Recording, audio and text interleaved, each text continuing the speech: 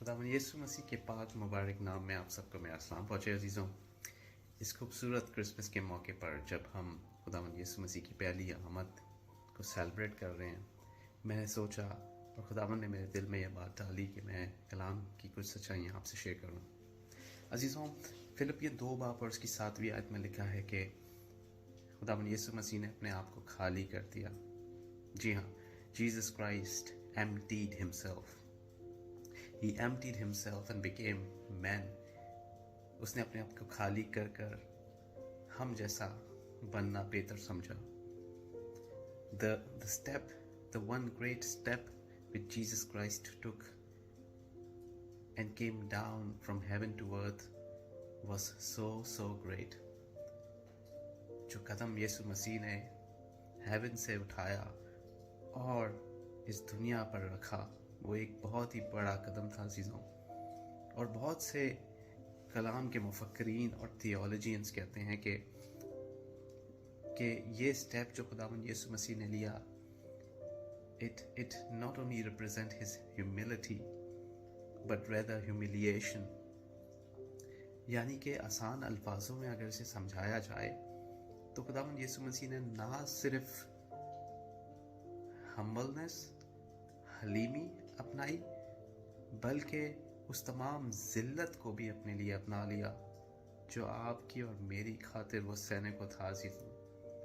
जी हाँ, ये सच है कि वो खुदा जिसने इस पूरी कायनात को बनाया, वो खुदा जो तमाम ऑनर, जो तमाम इज्जत और कुदरत के लायक खुदा था, उसने एक खादिम की सूरत अपनाई और बैतलहम में पैदा हुआ। अजीज़ों, वो खुदा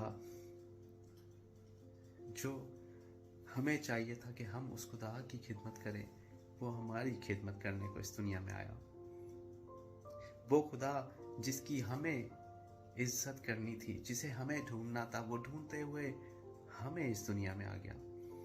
और वो खुदा जिससे हमें मोहब्बत करनी थी, वो इस दुनिया में आकर हमें इतनी मोहब्बत कर गया कि मोहब्बत में उसने अपनी जान आपकी और मेरी खातिर दे दी।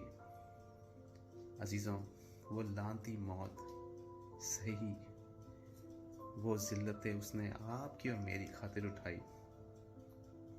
अजीज़ों, खुदावन ने एक बात मुझ पर जाहिर की जो मैं आज से आपके साथ शेयर करना चाहता हूँ कि the great distance between the majesty of Christ, यानी कि खुदावंद यीशु मसीह की अज़मत का जो डिस्टेंस है हेवन का और अर्थ का, जहाँ पे वो रहता है और इस ज़मीन पर जहाँ पर वो पैदा होकर आया, बहुत ही बड़ा डिस्टेंस है। उसे हम कभी मेजर नहीं कर सकते।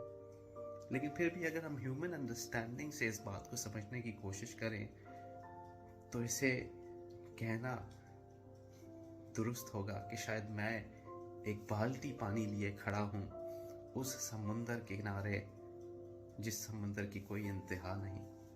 हालेलुया। लेकिन उसके बावजूद भी उसने उन तमाम तकाज़ों को पूरा किया और उस बड़ी डिस्टेंस को कंप्लीट कर इस दुनिया पर आया। और अजीज़ों, अपना मिजाज वो रखा जो हर शख्स के लिए इतना आसान नहीं था, और उसने भी हमें यह हुक्म दिया कि वैसा ही मिजाज रखो जैसा उसका है। We are commanded to let the same mind of humility flow through us. अजीज़ों, इसीलिए इस क्रिसमस पर we must study deep the humility of Jesus and do our best to practice it.